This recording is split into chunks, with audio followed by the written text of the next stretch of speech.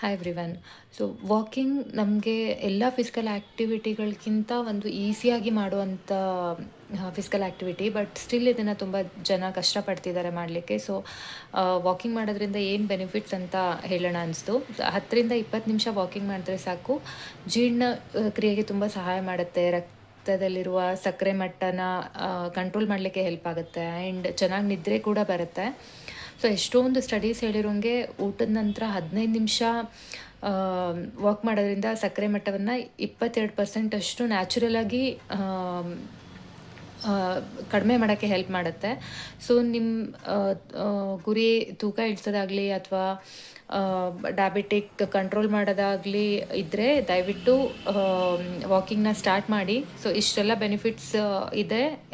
ಇವತ್ತು ನೀವು ಅದನ್ನು ಕೂಡ ತಿಳ್ಕೊಂಡಿದ್ರೆ ಏನೇನು ಬೆನಿಫಿಟ್ಸ್ ಅಂತ. ಸೊ ಇವತ್ತಿಂದನೇ ಸ್ಟಾರ್ಟ್ ಮಾಡಿ.